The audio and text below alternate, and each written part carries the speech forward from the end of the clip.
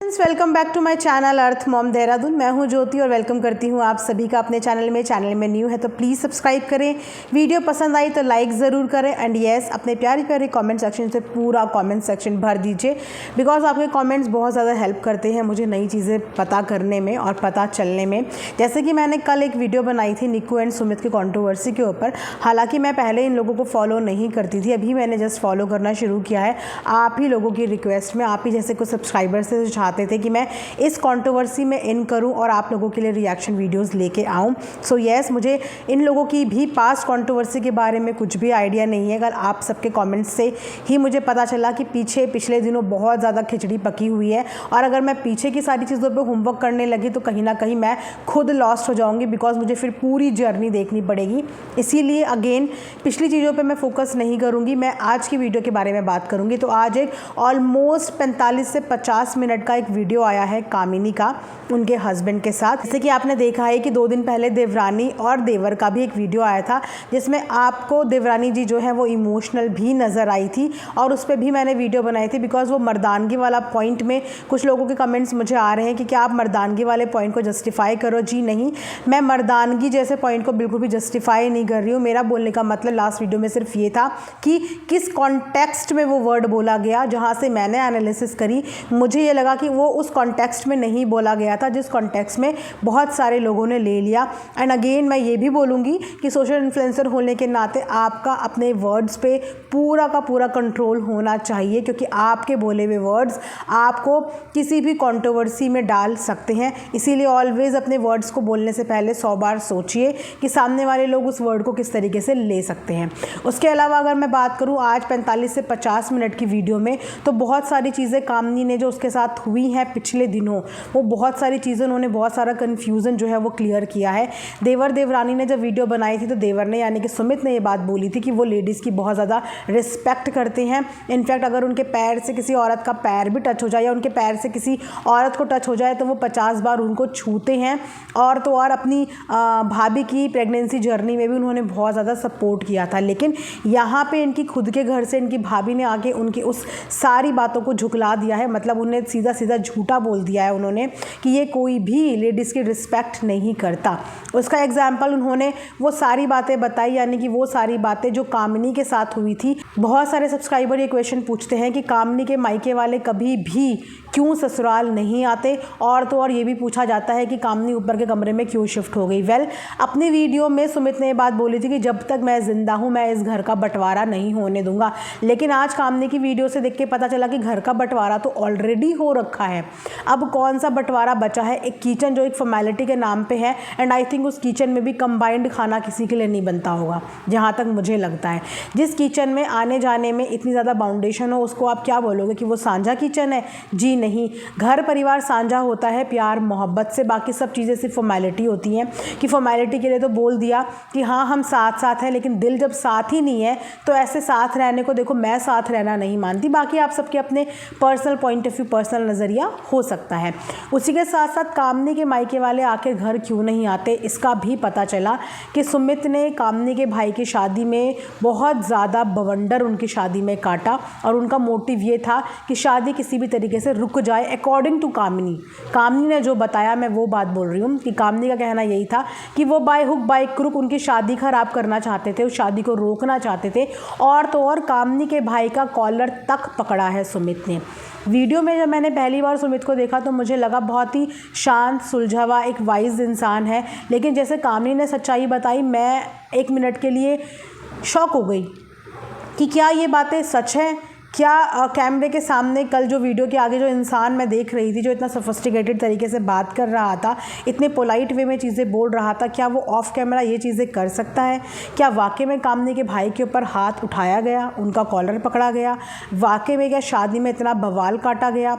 शादी ब्याह जैसी जगह पे हर इंसान ये चाहता है कि किसी का कार्य कीरत जो है वो अच्छे से शांतिपूर्वक संपन्न हो जाए। कोई भी किसी के कार्य को ख़राब करना नहीं चाहता। लेकिन जितनी भी बातें आज कामिनी ने अपनी वीडियो में बताई उनकी बातों से यही लग रहा था कि इनके देवरानी जेठानी कामिनी के भाई की शादी को पूरा ख़राब करना चाहते थे या ये बोलिए ख़राब कर ही दी। अब इतनी बड़ी बात हो गई कि उस शादी के बाद से कामिनी के मायके वाले, उसके पेरेंट्स का घर पे आना जाना बंद हो गया। और तो और उन्होंने ये भी बताया कि सुमित ने कामनी के पापा को बहुत कुछ अनाप शनाप बोला, बहुत गाली गलौज उनके साथ करी। तो क्या ये है इन लोगों का असली रूप? मतलब मैं लिटरली शॉक हूँ कि छोटे बड़े का लिहाज ख़त्म हो चुका है, अगर कि इन बातों में सच्चाई है। क्योंकि अभी सिर्फ मुंह बोली बातें हो रही हैं, और जैसे कि मैंने बोला, मुंह से बोलने में इंसान बहुत कुछ बोल सकता है और असलियत कभी कभी इन सब चीज़ों से परे होती हैं। लेकिन यहाँ पे इन्होंने बोला है तो वही वहाँ पे इन्होंने बोला है तो वही मैं चीज़ें बोल रही हूँ। एक तरफ ये बोला जाता है कि जो इनकी सास है वो थोड़ा सा इमेज कॉन्शियस है, उन्हें अपने घर की इज़्ज़त की परवाह है। लेकिन अगर देखा जाए तो दोनों ही बेटे अपने अपने घरों की इज़्ज़त ही उछाल रहे हैं, दोनों ही एक दूसरे की इज़्ज़त ही उछाल रहे हैं। जहाँ पे देवरानी जेठानी ने टोंट मार के इज़्ज़त उछाली, वहीं पे जेठानी ने आके क्लियरली सबके बारे में सब कुछ बता दिया कि आखिर में घर के अंदर चल क्या रहा है। तो मैं बहुत हैरान हूँ ऐसी चीज़ें देख के। मुझे बड़ा अजीब लगता है कि यूट्यूब का प्लेटफॉर्म में फैमिली के लोग जब व्लॉगिंग पे उतर आते हैं तो किस तरीके से कम्पीट एक दूसरे से करने लगते हैं। साथ ही साथ उन्होंने ये भी बताया कि छोटा होके भी वो हमेशा घर में बड़ा बनने की कोशिश करता है। घर में सारे ऑर्डर्स उनके चलते हैं, तानाशाही चलती है।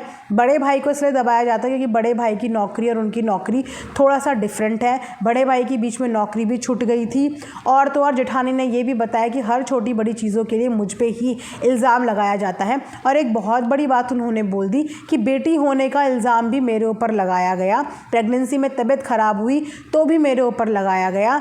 हर चीज़ के लिए हर इल्ज़ाम मेरे ऊपर लगाए जाते हैं। तो मैं ये सब चीज़ें सुन के बहुत ज़्यादा शॉक हूँ। आई एम श्योर कि जो इन लोगों की जर्नी बहुत पहले से फॉलो करते होंगे सबको इन चीज़ों के बारे में क्लियरिटी होगी। सो प्लीज़ कमेंट सेक्शन में आप लोग क्लियर करने की कोशिश ज़रूर करना कि आखिर में इन दोनों में से सही कौन है, गलत कौन है। क्योंकि जैसे ही मैंने आज कामनी की स्टोरी सुनी, मैं कल तक जो चीज़ें सोच रही थी, मेरा थॉट प्रोसेस एकदम ऑपोजिट हो गया कि ये कौन सा रूप है। मतलब छोटा होके घर में इतना दादागिरी वाला माहौल दिखाना, मतलब क्यों, वाई? बड़े भाई की रिस्पेक्ट नहीं करना, बड़ी भाभी की रिस्पेक्ट नहीं करना, बड़ी भाभी के मायके वालों के साथ जाके इतनी बदतमीज़ी करना कि आज की डेट में उनका मायके से उनका कनेक्शन कट ऑफ हो चुका है। उनके मायके वाले नहीं आ पा रहे हैं अपनी बेटी से मिलने। किसी बेटी को उसके मायके वालों के सामने इतना ह्यूमिलेट करना, मतलब किसने ये हक दे दिया? ये हक घर के बड़े बुजुर्गों का होता है। लेकिन जब माँ बाप कुछ नहीं बोल रहे हैं तो ये छोटे छोटे देवर बन के आके बोलने का इन लोगों को क्या मतलब है? मुझे बिल्कुल भी ये चीज़ समझ में नहीं आया। मुझे नहीं पता कि कैसे कामनी ने इस चीज़ को उस समय पे हैंडल किया होगा। बिकॉज अगर हम XYZ कामनी की जगह किसी और लड़की को ये लेके देखते या कोई और लड़की उसकी जगह होती तो मैटर कहाँ से कहाँ पहुँच जाता। क्योंकि आजकल किसी के अंदर इतना पेशेंस नहीं है और अपने पेरेंट्स की बेइज्जती कोई भी लड़की बर्दाश्त नहीं करती। आदर इज्जत के साथ अगर किसी ने बुलाया है तो आदर इज्जत के साथ उस चीज़ को रहो। मान लो कोई गिले शिकवे, कोई मनमुटाव है भी तो वो कार्य ख़त्म होने के बाद आप कर सकते हो। लेकिन कार्य के बीच में लड़ाई झगड़ा करना, और लिटरली ये तो एक गुंडागर्दी हो गई कि आपने कॉलर तक छोटे भाई का पकड़ लिया।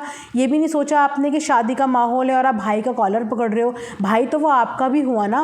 तो ये चीज़ें सुन के ना मेरे को बहुत शौक लगा कि वाकई में क्या सुमित ऐसा है। बिकॉज जिस तरीके से मैंने सुमित की सिर्फ 2 वीडियोज़ देखी, मुझे बिल्कुल ऐसा नहीं लगा। लेकिन आज कामनी के मुँह से जब सुना तो मैं हैरान हो गई। आई डोंट नो कि अब इस पर सुमित और निक्कू आके क्या जस्टिफिकेशन देते हैं और क्या बताते हैं।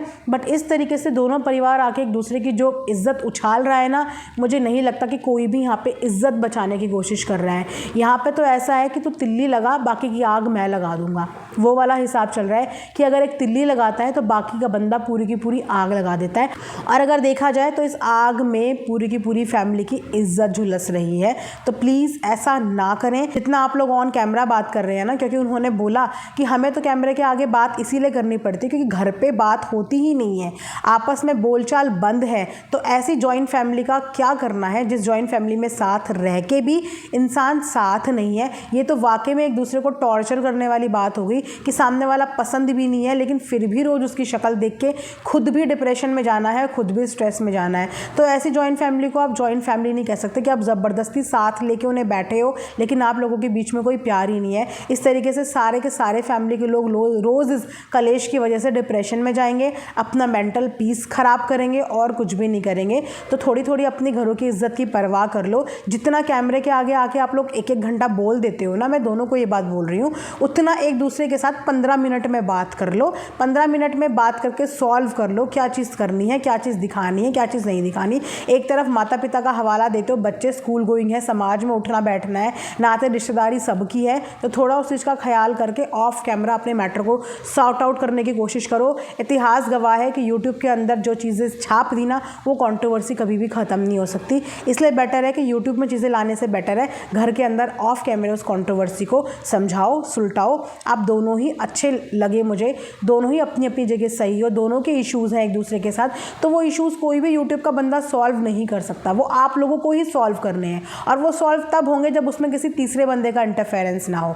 तो दोनों के दोनों, चारों के चारों आपस में बैठो, कुछ चीज़ें तय करो, डिस्कशन करो, कंक्लूजन निकालो और इस गंदे माहौल को यूट्यूब से ख़त्म करो। बिकॉज आपकी फैमिली की ही जगहसाई हो रही है, जो देखने में बिल्कुल भी अच्छा नहीं लगता है। एक इन्फ्लुएंसर का काम होता है अपनी ऑडियंस को अच्छी चीज़ों के लिए इन्फ्लुएंस करना, लेकिन आप लोग घर गृहस्थी का कलेश दिखा के घर तोड़ने के लिए, देवरानी जेठानी के बीच में क्या कलेश होते हैं, भाई भाई आज की डेट में कैसे दुश्मन होता है, इस तरीके का कंटेंट इन्फ्लुएंस कर रहे हो, जो कि बहुत गलत है। सोसाइटी के लिए, समाज के लिए बहुत गलत है, भाई भाई के रिश्ते के लिए बहुत गलत है, देवरानी जेठानी के रिश्ते के लिए बहुत गलत है, एक जॉइंट फैमिली के लिए बहुत गलत है। तो प्लीज़ इस तरीके के इन्फ्लुएंसिंग ना करें, अपने घर के मैटर घर के अंदर सॉर्ट करें। मैं तो यही बोलना चाहूँगी अपनी इस वीडियो के माध्यम से। बाकी येस, जितने भी सब्सक्राइबर्स हैं प्लीज़ कमेंट सेक्शन में आप लोग कमेंट ज़रूर करिएगा। मिलेंगे नेक्स्ट वीडियो में, तब तक प्लीज़ अपना ध्यान रखिए। Thanks for watching earth Mom Dehradun.